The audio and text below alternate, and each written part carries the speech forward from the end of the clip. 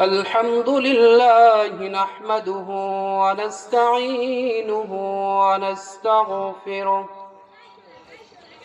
ونعوذ بالله من شرور أنفسنا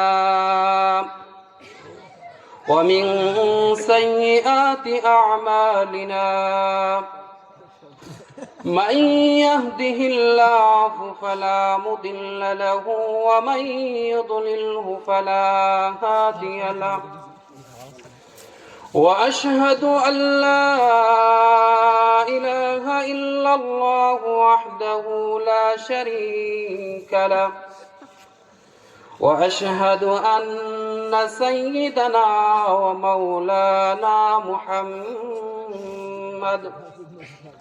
صلى الله عليه وعلى آله وأصحابه وبارك وسلم فقال تعالى أعوذ بالله من الشيطان الرجيم بسم الله الرحمن الرحيم كيف تكفرون بالله وكنتم أمواتا فأحياكم ثم يميتكم ثم يحييكم ثم إليه ترجعون وقال النبي صلى الله عليه وسلم بني الإسلام على 5 شهادة أن لا إله إلا الله وأن محمد رسول الله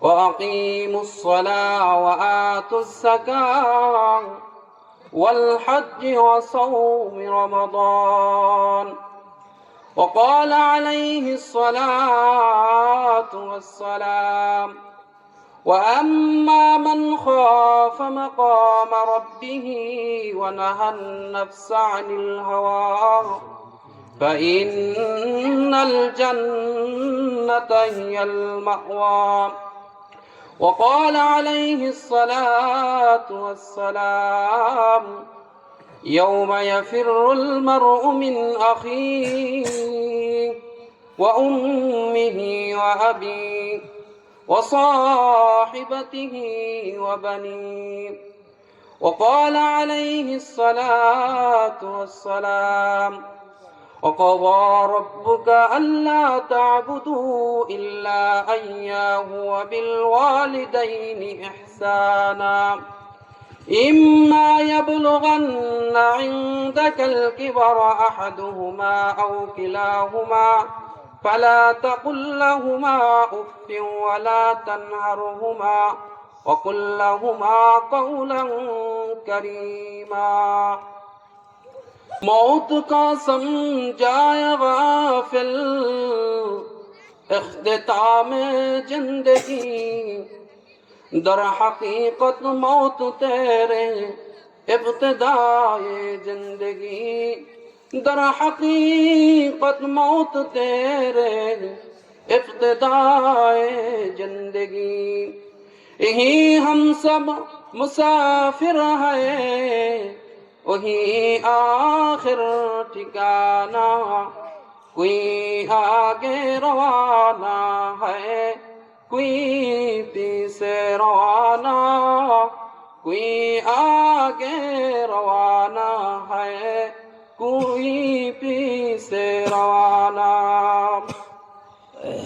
अल्लाह अल्लाह क्या मुबारक नाम है अल्लाह अल्लाह आशिकों का काम है ला इलाहा इल्लल्लाह ला इलाहा इल्लल्लाह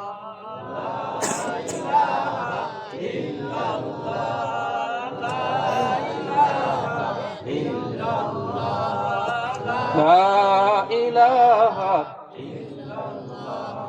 ला इलाहा इल्लल्लाह ला इलाहा इल्लल्लाह ला इलाहा इल्लल्लाह ला इलाहा इल्लल्लाह লা ইলাহা ইল্লাল্লাহ লা ইলাহা ইল্লাল্লাহ লা ইলাহা ইল্লাল্লাহ লা ইলাহা ইল্লাল্লাহ লা ইলাহা ইল্লাল্লাহ মুহাম্মাদুর রাসূলুল্লাহ সাল্লাল্লাহু আলাইহি ওয়াসাল্লাম।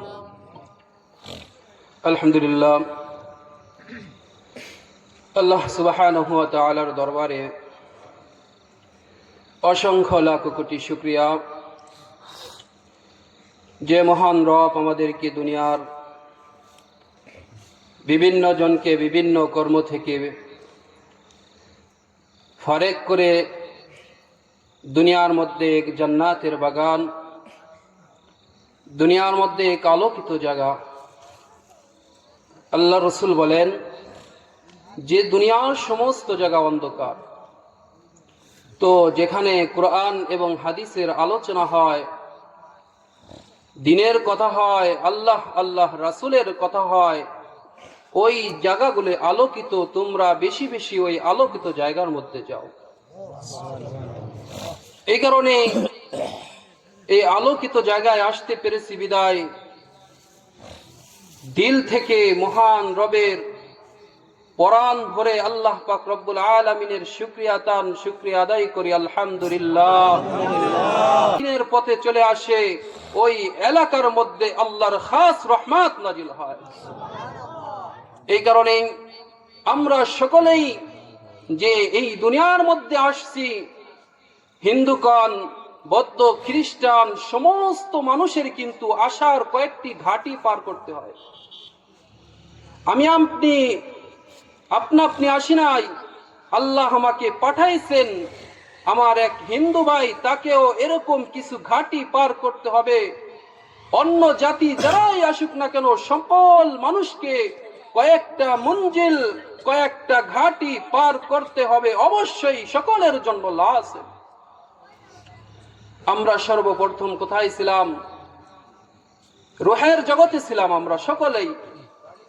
আমাদের আব্বাজান হযরত আদম আলাইহিস সালাতু ওয়াস সালামকে বানিয়ে আল্লাহ পাক রব্বুল আলামিন তার থেকে এরকম লক্ষাধিক কোটি কোটি রূহকে তৈরি করলেন, যে আদম আলাইহিস সালাতু ওয়াস সালাম থেকে শুরু করিয়া কিয়ামত পর্যন্ত, কিয়ামতের আগ মুহূর্ত পর্যন্ত যারা আসবে, সমস্ত রূহকে সৃষ্টি করিয়া আল্লাহ পাক রব্বুল আলামিন সকলকে একত্রিত করিয়া সেদিন স্বীকারোক্তি দিয়ে এসেছিলাম যে আল্লাহ পাক রব্বুল আলামিন বলেছিলেন, আলাস্তু বিরাব্বিকুম। আমরা তখন সকলেই এক আওয়াজে একসাথে বলেছিলাম, ক্বালু বালা, হ্যাঁ হ্যাঁ নিশ্চয়ই আপনি আমাদের রব। রূহের জগতে ছিলাম। ওই রূহের জগৎ থেকে আল্লাহ পাক রব্বুল আলামিন আলমে বারযাখ, এরপরে আল্লাহ পাক রব্বুল আলামিন ওই ঘাটি থেকে আমার আপনার মা এবং বাবার মাধ্যমে এক ফোঁটা নাপাক পানি থেকে মায়ের গর্ভের মধ্যে পাঠাইলেন। ওই মায়ের গর্ভ আপনার আমার একটি ঘাটি, একটা মঞ্জিল মায়ের গর্ভের মধ্যে পার করে আসছি। এখানে কি কেউ আসেন যে মায়ের গর্ভে সারা দুনিয়া আসছেন? কেউ কি আছেন? না না না, কেউ নাই যে মায়ের গর্ভ সারা দুনিয়ার মধ্যে আসছি। ওই মঞ্জিলটা যখন পার করছি, তখন ওই মঞ্জিলের তখন এটা বিশ্বাস হয় নাই, ওই মঞ্জিল তখন বুঝে আসে নাই। এই দুনিয়ায় যখন আসলাম, এই দুনিয়ায় বুঝে আসলো। মায়ের গর্ভে যখন ছিলাম, বড় একজন আল্লাহর ওয়ালি কুতুব মায়ের পেটের কাছে যে যদি বলতো, হে বাচ্চা, তুমি এমন একটা দুনিয়ায় আসতেছো, যেই দুনিয়া বিশাল বড় দুনিয়া, বড় বড় জাহাজ চলে, বড় বড় লঞ্চ চলে, বিশাল বড় সমুদ্র, যেখানে বিশাল বড় মাঠ রয়েছে, লোহা দিয়ে তৈরি জাহাজ পানির মধ্যে ভাসাইতেছে, এই বিশাল দুনিয়া যদি তখন আমাকে বোঝানো হইতো, মায়ের গর্ভে থাকিয়া আমি আপনি সকলে উত্তর দিতাম, কি বলেন কি বলেন, এখানে আমার পাউটা টান টান করার মতো জায়গা পাই না, আর আপনি আমাকে শিখাইতেছেন এত বড় দুনিয়া। আমাদের কারো কি বিশ্বাস হইতো? না না না, তখন বিশ্বাস হইতো না। কি বলে, এত বড় দুনিয়া, আমার পাই তো টান টান করতে পারতেছি না।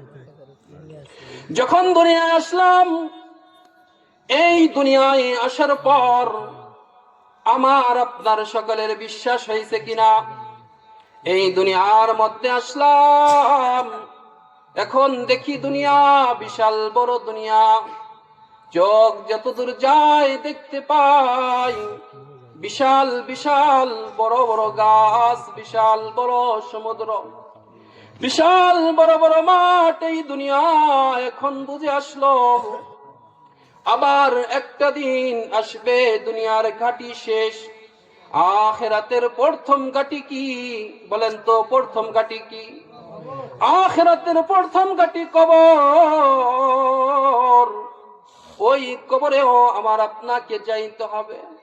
তবে দুনিয়ার থেকে ওলামায়ে একরাম, মসজিদের ইমাম যতই বুঝাক কবরকে, কিন্তু এখন বুঝে আসতেছে না। যখন কবরে চলিয়া যাব, এই দুনিয়া যেরকম বুঝে আসছে, কবরের জিন্দেগিও বুঝে আসবে। এই কারণে আল্লাহ রাসূল বলেন, ও দুনিয়ার মানুষ, তোমরা যদি পরীক্ষার হলে যাও, পরীক্ষার প্রশ্নপত্র যদি আগের থেকে ফাঁস করে দেওয়া হয়, ওই প্রশ্ন রাত জাগিয়া প্রিয়া সকালে পরীক্ষা দিতে যাও, তোমার জন্য সহজ হয়ে যায়। ও বান্দা, তোমাকে আল্লাহ দুনিয়ার মধ্যে পাঠাইলেন, কোন প্রশ্ন গোপন রাখেন নাই। আল্লাহ সমস্ত প্রশ্নকে কি করেছেন? কালামুল্লাহ, মুলুকুল কালাম, কুরআনের মধ্যে হাদিসের মধ্যে সব বলিয়া দিয়েছে। কবরে আমল নিয়ে যাও, কি আচরণ হবে। তুমি আমল বিহীন যাও, ওই কবরে কি আচরণ হবে সব কিছু বলে দিছেন না? দেন নাই? অবশ্যই বলিয়া দিয়েছেন। আল্লাহর নবী দুনিয়ার থেকে চলে গিয়েছেন, এরপর ইন্নাল উলামা ওয়ারাসাতুল আম্বিয়া, আল্লাহর রাসূল হাদিসের মধ্যে বলেন, দুনিয়ার মধ্যে উলামা ইকরামদেরকে রেখে গেলাম, তারা তোমাদের হাতে ধরে, তোমাদের পায়ে ধরে, কত বুঝানো বুঝায়, মসজিদে বসিয়া বুঝে আসে, মাহফিলে বসিয়া বুঝে আসে, যখন মাহফিল থেকে বের হয়ে যায় এই বুঝ আর থাকে না। ঠিক কিনা? তখন আর এই বুঝে থাকে না। কি হবে? মোল্লার ওরকম বইলেই থাকে, হুজুররা এরকম বইলেই থাকে, কি আর হবে? যখনটা তখন বুঝে আসবে, কিন্তু এর ওই সময় বুঝে আসলে কোনো কাজে লাগবে না। আজকে আমার আপনার সন্তান যদি পড়তে না যায়, কি বলি বাজান রে, রোদের মধ্যে পুরি পিঠ পুরিয়া কালো হয়ে যায়, মাথার গাম পায়ে পড়ে। তোর দাদাও আমাকে পড়তে বলতেছিল, তখন বুঝি নাই, পড়ি নাই।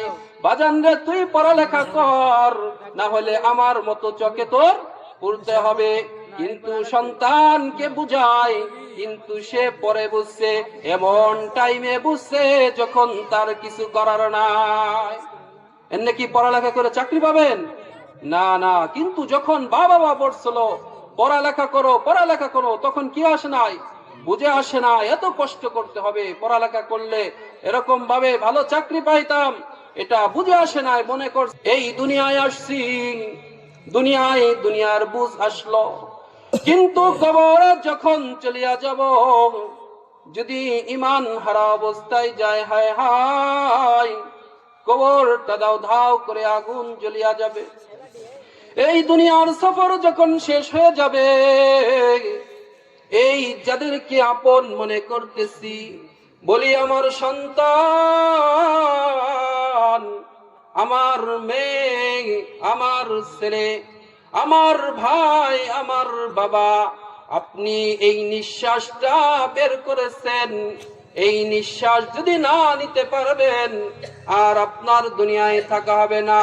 আবার আপনি নিঃশ্বাস নিলেন, নিঃশ্বাস যদি ছাড়তে আল্লাহ না দেয়, আপনিও দুনিয়ায় থাকতে পারবেন না। আল্লাহ এত দুর্বল করে আমাদেরকে পাঠাইলেন, এরপরও আল্লাহকে আমরা কি করতেছি? ভুলিয়া যাইতেছি। আল্লাহ বলেন, কাইফা তাকফুরুনা বিল্লাহি ওয়া কুনতুম আমওয়াতা। ও মানুষ, আজকে তুমি গুণ করো, খুন করো, অন্যের জমি জোর দখল করিয়া খাও, অন্যের আল কাটিয়া নিজের জমিকে বাড়াও।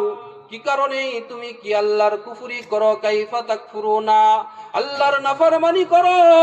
কিভাবে তুমি করো?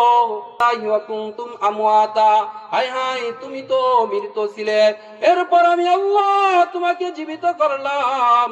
তুমি দাঈফ, দুর্বল ছিলা, দুর্বল থেকে সবল বানাইলাম, তোমার বাহুর মধ্যে শক্তি দিলাম, সাথে তুমি নাফরমানি করো।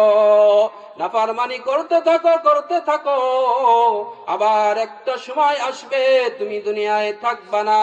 যখন তুমি থাকবা না, তোমার সাথে কি আচরণ করা হবে তা তুমি নিজের চোখেই দেখতে পারো।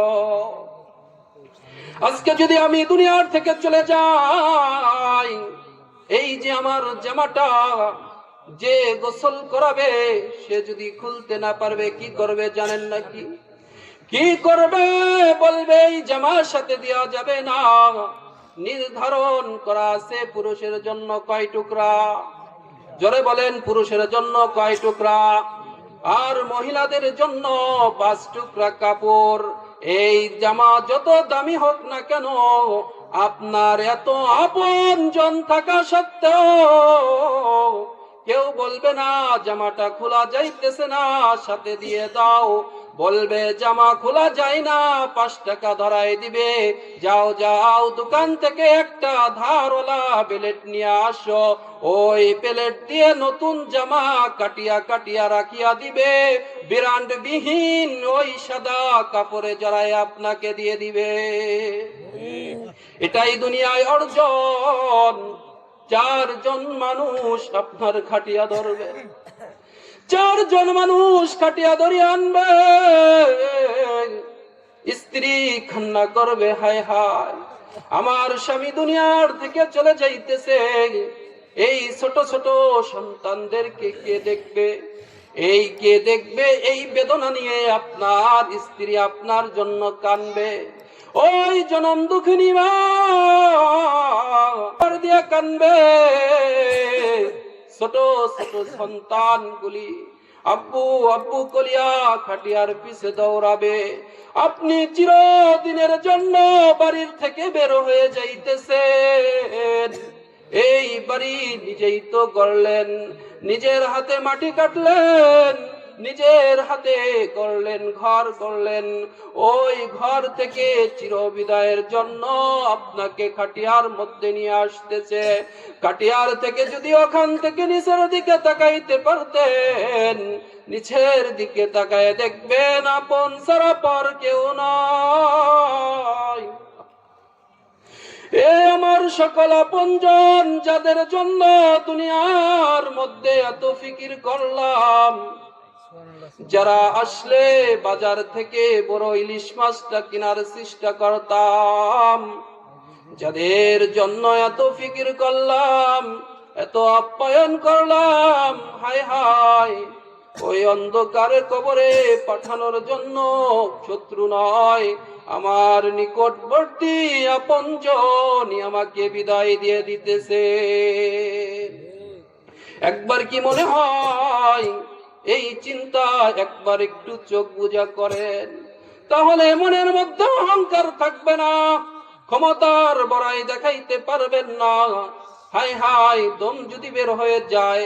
আজকে আমার এলাকাবাসী যেই ভাইকে আঘাত করতেছি, সেই তো আমি মরার পর আমার খাটিয়া ধরবে, অন্য জায়গার লোক আসি আমার খাটিয়া ধরবে না, আমার জন্য বাঁশ কাটবে না, আমার জন্য কাফনের কাপড় আনার জন্য দৌড়ায়া বাজারে অন্য কেউ যাবে না, আমার প্রতিবেশী আমার শেষ বিদায়ের আয়োজন করবে।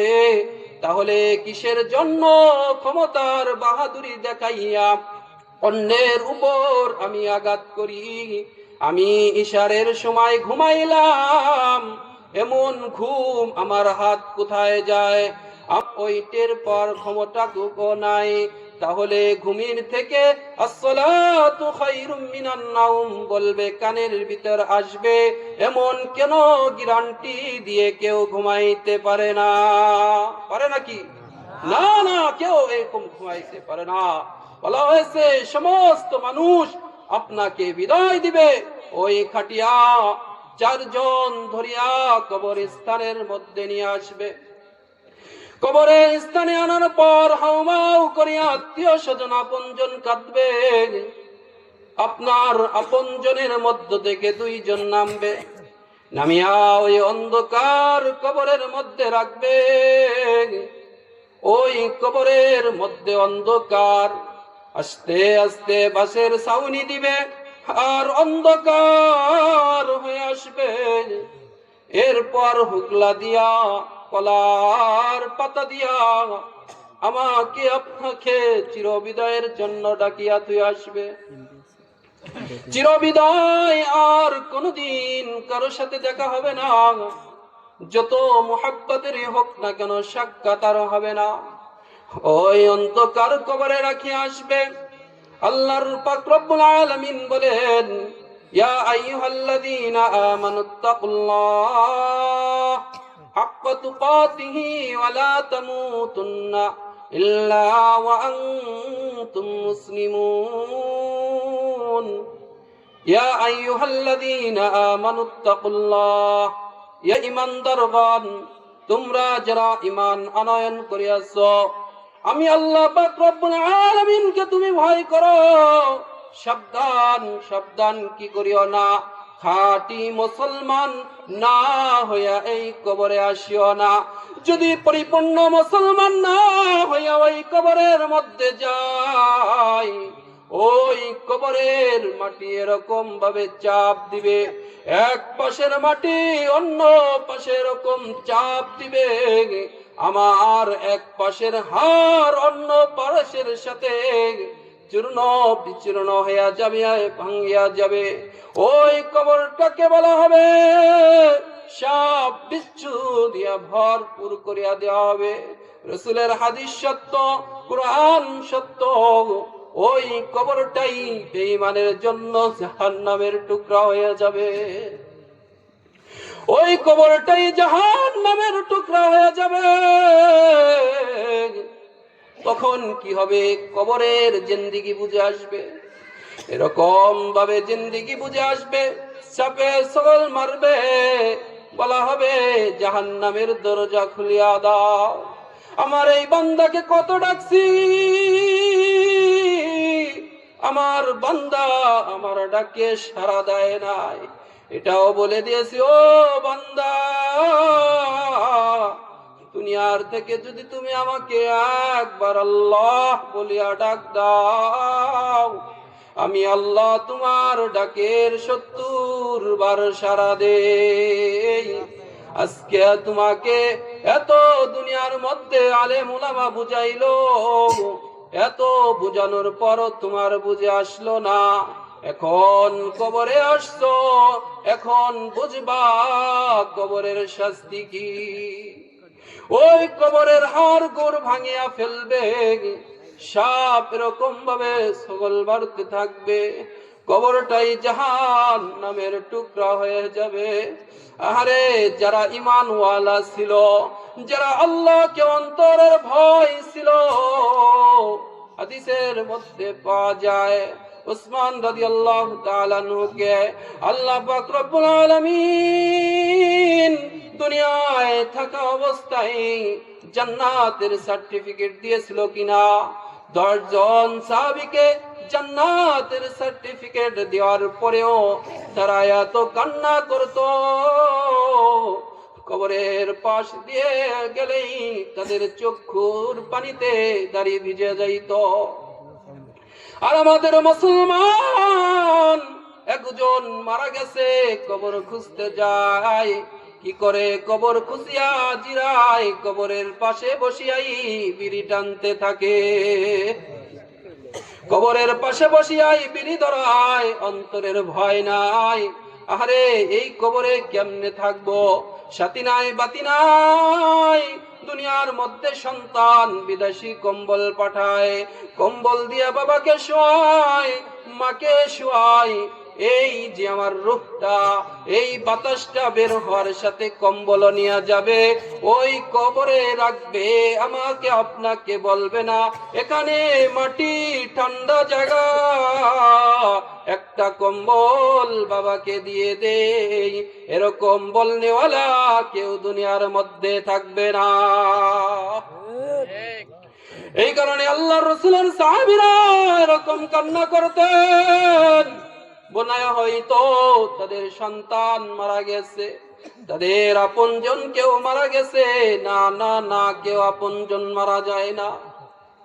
খাদিজাতুল কুবরা রাদিয়াল্লাহু তাআলা আনহু আল্লাহর রাসূলকে ডাক দিয়ে বলেন, ইয়া রাসূলুল্লাহ, ইয়া হাবিবাল্লাহ, ওগো আল্লাহর রাসূল, দুনিয়াতে কিছুই আপনার কাছে চাই নাই, আজকে একটা জিনিস আপনার কাছে চাই।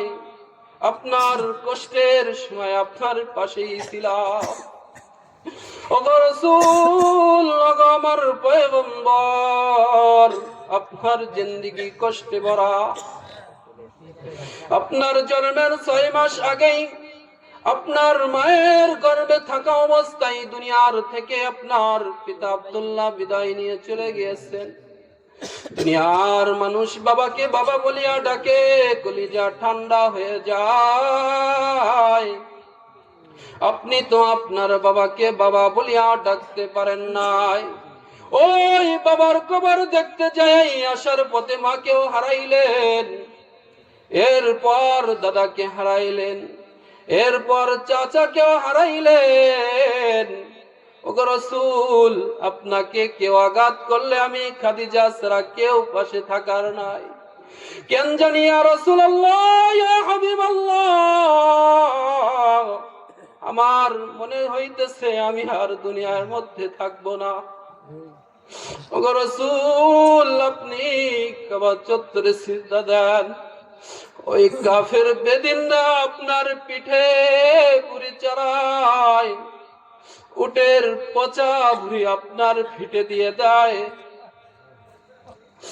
কেউ সরাবার নাই। ফাতেমা ছোট মানুষ, আমি আপনার পাশে দাঁড়াইছি, আমার মনে হয় আমিও চলে যাব গো রাসূল, তবে আমার বড় ভয় হয় ওই অন্ধকার কবর, সাপ বিশৃঙ্খল, আবার মুনকার নাকির আসবে, সওয়াল জবাব করবে। ওগো রাসূল, এমন কোন ইবাদত করতে পারি নাই যে প্রশ্নের উত্তর দিব। আপনাকে পেয়েছি, আপনার খেদমত আমি করতে পারি নাই, যেভাবে স্বামীর পাশে দাঁড়ানোর কথা ছিল আমি দাঁড়াইতে পারি নাই গো রাসূল। আল্লাহর যে ইবাদত, পর্দা, নামাজ যেভাবে করার নিয়ম ছিল আমি পারি নাই। ওগো আমার পয়গম্বর, আপনার কাছে একটা জিনিস চাই।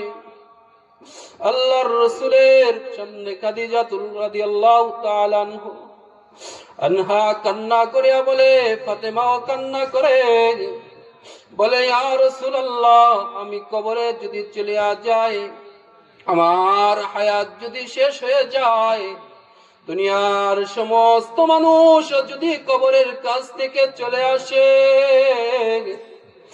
ও রাসূল, আমার উত্তর দেওয়ার আগে আপনি আইসেন না।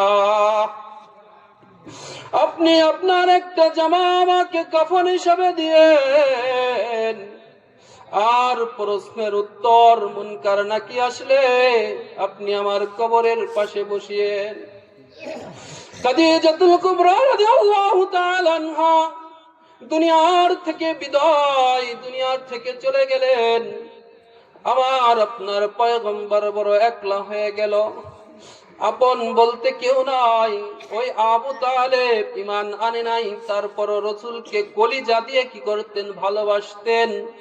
সে ওই গোত্রের বড় নেতা ছিল, তার ভাতিজার গোত্রে কেউ হাত দিবে 10 বার ভাবতে হতো। আবু তালেবের জন্য রাসূলকে কেউ আক্রমণ করতে পারে নাই। সেই চাচাও চলে গেছে। খাদিজাতুল কুবরা রাদিয়াল্লাহু তাআলা সাপোর্টে ছিলেন, তার দুঃখে কষ্টের সময় ছিলেন। রাসূলের চোখ দিয়া কষ্টর পানি বের হয়। রাসূল চিন্তা করে কষ্টের সময় খাদিজাতুল কুবরা আমার পাশে ছিল, সুখের সময় আসলো আর কবরে চলে গেল। আল্লাহর রাসূল কবরের কাছ থেকে সরেন না।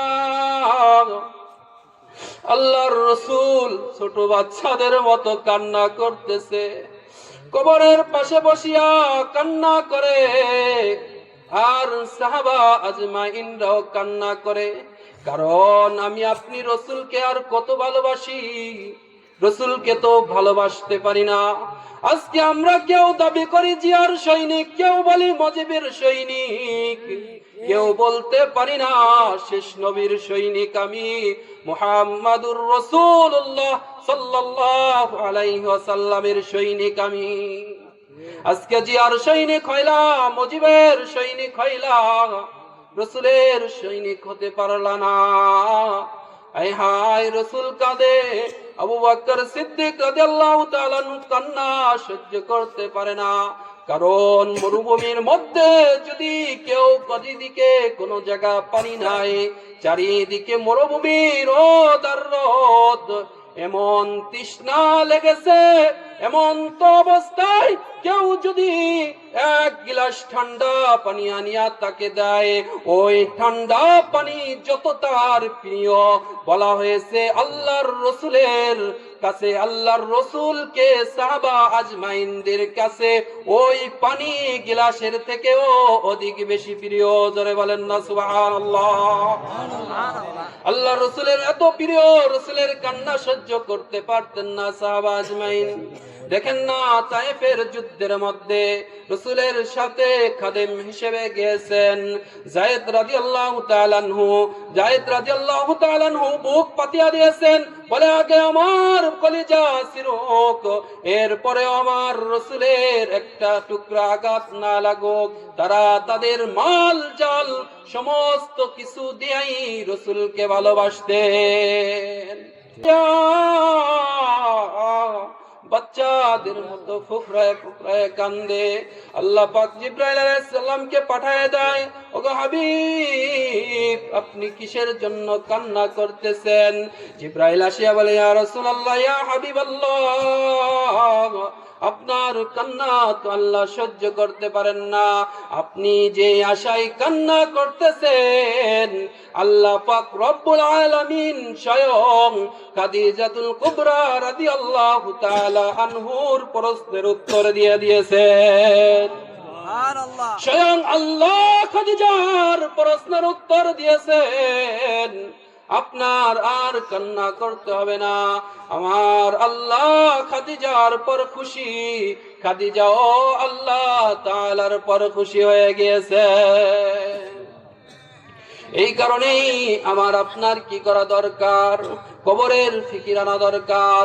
গভীর রাতে স্ত্রীর পাশ থেকে উঠিয়া ওই বিদেশি কম্বল লেপ ছাড়িয়া অন্ধকার ঘরের মধ্যে যাই নামাজ বিছাইয়া 2 রাকাত নামাজ আদায় করবেন। আল্লাহ পাক রব্বুল আলামিনকে স্মরণ করবেন, মনে করবেন আমি আল্লাহকে না দেখি, আল্লাহ আমাকেই দেখতেছে। আর হায়াতে জিন্দেগীর মধ্যে যত গুনাহ করতেছেন, যত গুনাহ করিয়া ফেলছেন, সামনে হাজির করবেন। হাই হাই, এই গুনাহটা করছি আমার তো মনে নাই, কিন্তু 2 জন প্রতিটি সেকেন্ডের, প্রতিটি মিনিটের, প্রতিটি সপ্তাহে, প্রতিটি দিনের, মাসের সমস্ত কিছু লিপিবদ্ধ করে রেখেতেছেন। আমি একটা নেক করলাম, লেখা হয়ে গেছে, আমি একটা বদ আমল করলাম, লেখা হয়ে যাইতেছে। এটা আল্লাহর সামনে দাঁড় করা হবে।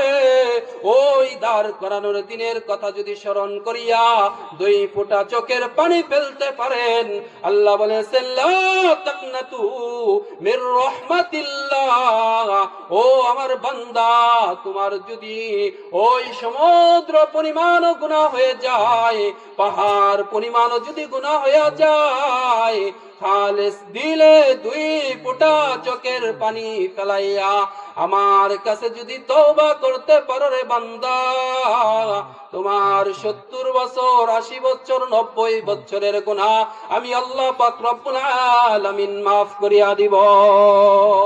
এমন দয়ালু আল্লাহ কোথায় পাবো?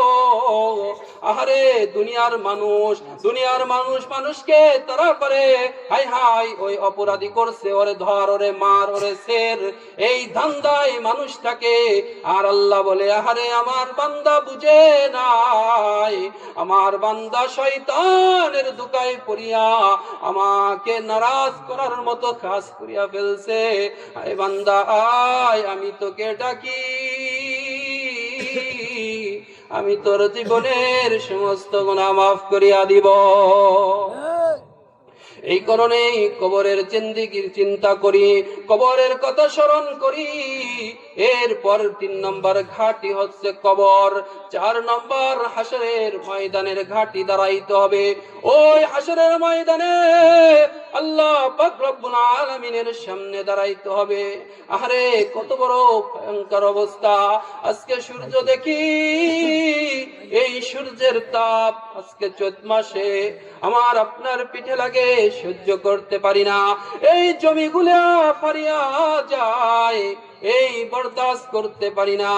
ওই হাসরের ময়দানে এই সূর্য চলে আসবে, মাথার মজকগুলি টস টস করিয়া ফাটিয়া যাবে, মজকগুলি নাকের ছিদ্র দিয়ে বের হইতে থাকবে, কানের ছিদ্র দিয়ে বের হইতে থাকবে, সমস্ত ছিদ্র দিয়ে মজকগুলি বাইরে হইতে থাকবে। আরে এমন নাফরমান বান্দার এই জিহ্বা ছাড় আঙ্গুল বাড়িয়া আসবে, কারো জিহ্বা নাভি পর্যন্ত ঝুলিয়া যাবে। জনাব মুহাম্মদুর রাসূলুল্লাহ সাল্লাল্লাহু আলাইহি ওয়াসাল্লাম হাউজে কাউসারের কাছে পানির গ্লাস নিয়ে দাঁড়ায় থাকবে আর বললে, ও আমার উম্মত আসো আসো আসো। জনাব মুহাম্মদুর রাসূলুল্লাহ হাউজে কাউসারের কাছে দাঁড়াইয়া তার উম্মতদেরকে ডাকতে থাকবে, বলবে আসর উম্মত আমার কাছ থেকে পানি খাইয়া যাও। এই পানি যদি কেউ একবার পান করে জান্নাতে যাওয়ার আগ পর্যন্ত তার আর কোনো তৃষ্ণা আসবে না। কিন্তু দুঃখের সংবাদ, কষ্টের সংবাদ, এমন কিছু নাফরমান তারা রাসূলকে দেখতে পারবে। আরে রাসূলও তাদেরকে দেখতে পারবে, রাসূল তাদের দেখবে। হঠাৎ উপর থেকে একটা কালো পর্দা পড়িয়া যাবে, কালো পর্দা পড়ার সাথে সাথে আর রাসূল তার উম্মতদেরকে দেখতে পারবে না। আরশের দিকে তাকায়া বলবে, ওগো আমার আল্লাহ, ওগো আমার দোস্ত, কেন আমার উম্মতের সামনে কালো পর্দা পড়ে গেল? আমি তো এখন তাদেরকে দেখতে পারি না, কিসের কারণে কালো পর্দা পড়ে গেল? আল্লাহ পাক রব্বুল আলামিন ডাক দিয়ে বলবেন, তারা দুনিয়া থেকে আপনাকে অনুসরণ করেন নাই। মান আহাব্বা সুন্নতি ফাকাদ আহাব্বানি ওয়া মান আহাব্বানি কানা মাই ফিল জান্নাহ। আল্লাহ রাসূলকে ডাক দিয়ে বলা হবে, যারা আপনার সুন্নাতকে কি করেছেন, জিন্দা করিয়াছে, মসজিদে ঢুকেছে তো ডান পাও দিয়া মসজিদে ঢুকেছে, মসজিদে ঢুকেছে তো দোয়া পড়েছে, সুন্নাত জিন্দা করিয়াছে, ডান পাও আগে দিয়েছে, মসজিদ থেকে বের হয়েছে তো বাম পাও দিয়ে বের হয়েছে, বাথরুমে গেছে তো ডান পড়িয়াছে, ডান পাও দিয়ে বের হয়েছে।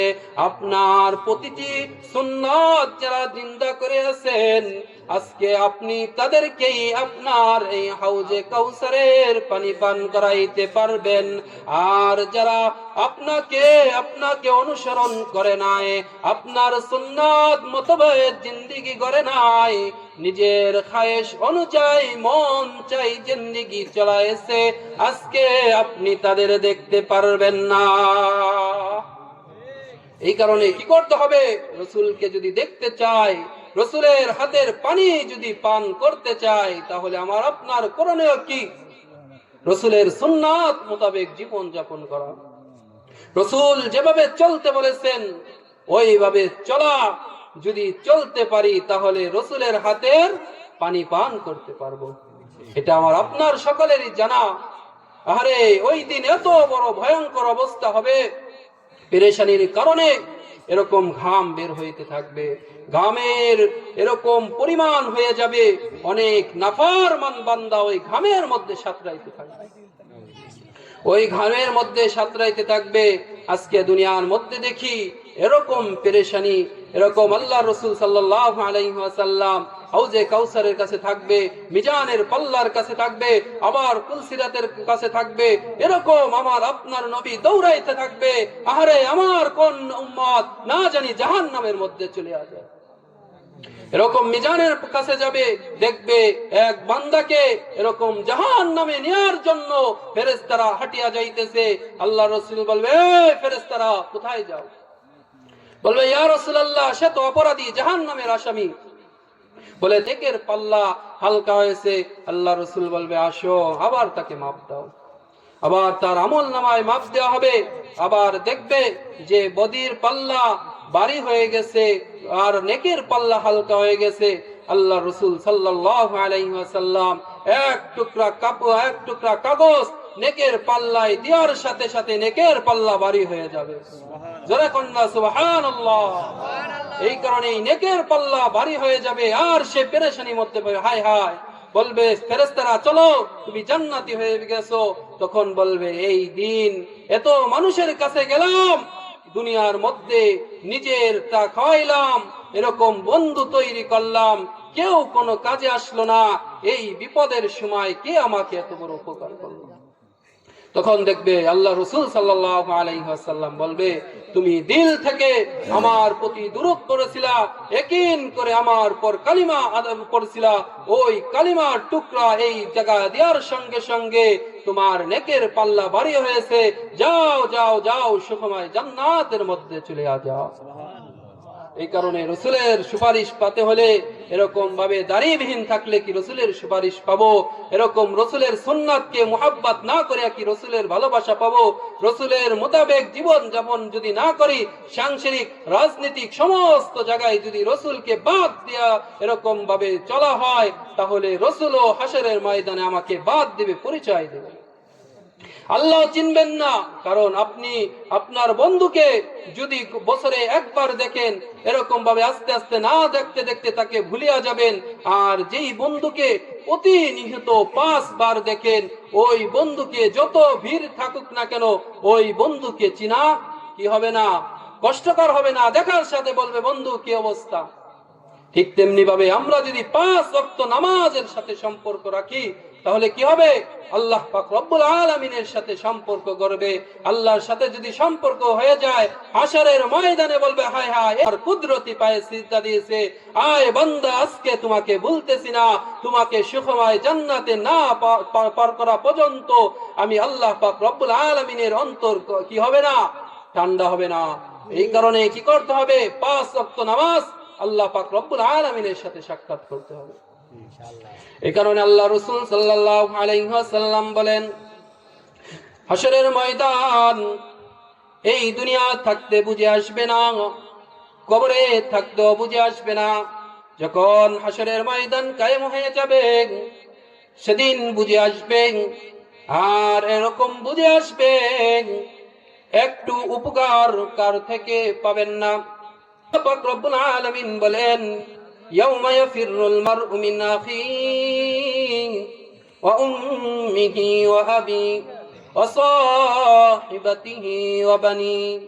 আজকে দেখা যায় দুনিয়ার মধ্যে মা সব থেকে ভালোবাসে, বাবা সন্তানকে সব থেকে ভালোবাসে। এরকম মা আছে এই দুনিয়ার মধ্যে তার জীবন যৌবন সব কি করে সন্তানের জন্য বিলীন করিয়া দেয়। মা তার যৌবন সন্তানের জন্য বিলীন করিয়া দেয়। দুনিয়ার বুকে এরকম সন্তান আছে যারা মা বাবার সাথে নাফরমানি করতে থাকে প্রতিনিয়ত, মায়ের সাথে উচ্চ আওয়াজে কথা বলে, কিন্তু আমার আল্লাহ পাক রব্বুল আলামিন বলেন, ওয়াকাযা রাব্বুকা আল্লা তা'বুদু ইল্লা ইয়্যাহু ওয়া বিল ওয়ালিদাইনি ইহসানা ইম্মা ইয়াবলুগান্না ইনদাকাল কিবরা আহাদুহুমা আও কিলাহুমা ফালা তাকুল লাহুমা উফফিন ওয়া লা তানহারহুমা ওয়া কুল লাহুমা কাওলান কারীমা। আল্লাহ বলেন, আমার ইবাদতের পরে তোমরা কি করো? মা বাবার সাথে সদাচরণ করো। মা বাবাকে ধমক দিয়ে কথা বলিও না। ও দুনিয়ার মানুষ, তোমরা মা বাবার সাথে এমন আচরণ করিও না যেই আচরণের কারণে তোমার মা মুখ থেকে উফ শব্দ বের হয়, মায়ের মুখ থেকে উফ শব্দ বের হয়। এমন আচরণ তোমরা করিও না। কিন্তু আজকে আমি আপনি মায়ের সাথে প্রতিনিয়ত কিরকম আচরণ করতেছি। মা খায় না, সন্তানকে ভাত দেয়, মা ওই ভাতের মার খায় জীবন যাপন করে। একার সংসার কলিজার টুকরা স্বামী অন্ধকার করে কবরে চলে গেছে। ওই সন্তানকে পড়া ছেলের মুখটা মলিন দেখে মায়ের কলিজায় শান্তি থাকে না। এই মাঠের মধ্যে যারা আছি, তারা যারা মাকে হারিয়ে ফেলছি, আরে কত বড় নিয়ামত যে হারাইয়াছি। যারা হারাইয়াছে তারাই বুঝতেছে ওই কত বড় নিয়ামতকে হারিয়ে ফেলছি। মার যত বড় কষ্ট হোক সন্তানকে বুঝতে দেয় না। মা একটা ব্যাগ নিয়ে আসছে, বলে বাবা তুমি পরীক্ষা দাও, পড়ালেখা করো, এখানে কিছু টাকা আছে। বলে মা যা টাকা পাও আমার সামনেই তো খরচ করো। বলে বাবা কলিজাকে দেই না, আত্মাকে দেই না, এই ডিম তোমাকে একটা দেই। আমি তোমাকে ভাত খাওয়াই, ভাতের মার খাই আমি মা থাকি। তুমি লেখাপড়া শিখো, উচ্চ শিক্ষিত হও, এটা আমার মায়ের চাহিদা। এটা যদি হতে শেষ করলো, বড় রেজাল্ট অর্জন করলো, এরপর বিবাহ করলো, এক ধনী পরিবার থেকে বিবাহ করলো। এটা কোনো গল্প নয়, এটা বাস্তব কাহিনী, এই বাংলাদেশের এই কাহিনী। ওই সন্তান বিবাহ করলো, ওই শিক্ষিত স্ত্রী বলনে কনিয়া হাতের কাছে যা পেয়েছিল, তর্ক বিতর্ক পড়ার পর মাকে আঘাত করিয়া ফেলল। মা চোখের পানি সারিয়া দিয়া বলল, সন্তান তোর জন্য আমি বদদোয়া করি না। ওই সন্তান মাকে ঘর থেকে বের করিয়া দিল। আরে যেই সন্তানের জন্য মা জীবনটা জীবন যৌবন বিলীন করিয়া দিল, সেই সন্তান বের করিয়া দিল। পাশে একটা সরকারি ঘর দিয়ে দিল। মা তাহাজ্জুদের সময় উঠিয়া আল্লাহ পাক রব্বুল আলামিনের কাছে হাত উত্তোলন করিয়া বলে, আল্লাহ যেই সন্তানের জন্য আমি এত কষ্ট করলাম, যেই সন্তানের যত এত পরিশ্রম করলাম, আজকে সেই সন্তান আমাকে ঘর থেকে বার করিয়া দিল। আল্লাহ গো, আমি কোনো অভিযোগ করি না। ওগো আল্লাহ, তোমার কাছে আমার দোয়া, আমার সন্তানও যেন একটা সন্তানের বাবা হয়। যখন সন্তানের বাবা হওয়া যায়, তখন সন্তানের বোঝা যায়, মর্ম বোঝা যায়। কিছুদিন পর সন্তানের বাবা হলো। হঠাৎ একদিন তার অফিস থেকে, স্কুল থেকে ঘরে আসা দেরি হয়ে গেল। 1-2টা বাজে গেছে, দেখে ঘরের দরজা খোলা। তার স্ত্রী তার সন্তানকে নিয়ে ঘুরতেছে, সন্তানকে নিয়ে ঘুরতেছে। বলে কি ব্যাপার, তুমি এখনো ঘুমাও নাই? বলে আজকে ছেলেটা বিরক্ত করতেছে, এই কথা কয়েকটা পরিবর্তন করেছি, এরকম পিশাব করিয়া মাখায় দেয়, আর শুকনা কথা নাই, এখন বুকের সাথে নিয়ে ঘুরতাছি। ওগো স্ত্রী, এরকম ভাবে সন্তান ওই স্ত্রীর কথা শুনিয়া, সেই স্ত্রীর কথা শুনিয়া তখন তার কথা মনে পড়ে গেল, পিছনের কথা। হাই হাই, আমার মা আমার জন্য কত কষ্ট করেছিল। দৌড়াই যায় মায়ের দরজায়, টোকা দেয়, বলে মা দরজা খুলো। মা ভিতর থেকে বলে, ওগো সন্তান, তুই আমাকে মারছিস, সেই ব্যথা এখনো যায় নাই, আমাকে আর মারিস না। ফজরের আজান হয়ে গেলে আমি চলে যাব, আমাকে আর তুমি মারিও না। সন্তান বলে, যদি তুমি দরজা না খুলো আমি দরজা ভাঙিয়া ঢুকব। মা ভয়ের কারণে দরজা খুলিয়া আঁঠু ভাঙিয়া বসলো। ওই সন্তান মায়ের পাও জড়াইয়া ধরিয়া কান্না করলো, গো মা, আমি অন্যায় করিয়া ফেলেছি, আমি তোমার কাছে মাপ চাই, তুমি আমাকে মাফ করিয়া দাও। তুমি যদি আমাকে না মাফ করো, আমার আল্লাহ ও আমাকে মাফ করবে না। এই কারণে এলাকার মধ্যে যারা যুবক আছো, মায়ের নাফরমানি করছে, তো তুমি লিখে নাও, তোমার নাম জাহান্নামে লেখা হয়ে গেছে। মাকে কষ্ট দিয়েছো, বাবাকে কষ্ট দিয়েছো, তুমি মনে করো তোমার নাম জাহান্নামে লেখা হয়ে গেছে। এখনো যাদের মা বাঁচা আছে, ঘরে যাইয়া মায়ের পাও ধরিয়া মাপ চাও। মায়ের দোয়া ছাড়া তুমি দুনিয়ায় সফলতা অর্জন করতে পারো নাই।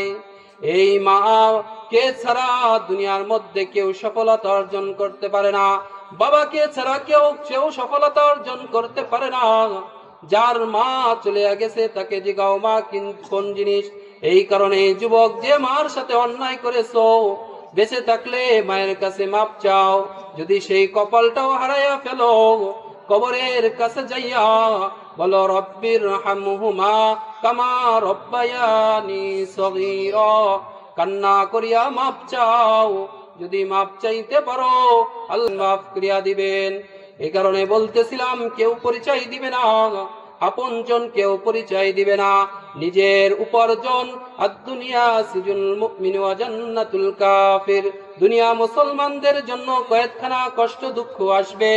ইমানের সাথে থাকতে হবে, সুদের সাথে জড়িত হওয়া যাবে না, হারামের সাথে জড়িত হওয়া যাবে না। আল্লাহ পাক রব্বুল আলামিন, সময় শেষ হয়ে গেছে, যতটুকু যা কিছু বললাম, বিশেষ করে যুবকরা মায়ের সাথে নাফরমানি করব না। দুনিয়ায় আমরা যে কয়দিন আছি, সকলের সাথে আচরণ ভালো ব্যবহার করব। যারা নামাজ কালাম করি, অন্তরের মধ্যে অহংকার রাখা যাবে না। অহংকার রাখলে আমার আপনার কোনো ইবাদতই কাজে আসবে না। এই কারণেই আমি আপনি যতটুকু চিনলাম, হাসরের ময়দানে কেউ পরিচয় দিবে না। ছেলের জন্য হারাম করতেছেন, ছেলে পরিচয় দিব না। মেয়ের জন্য হারাম করতেছেন, মেয়ে পরিচয় দিবে না।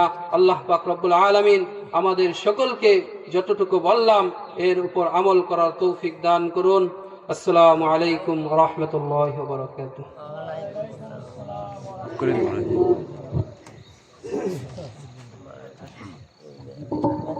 মাশাআল্লাহ।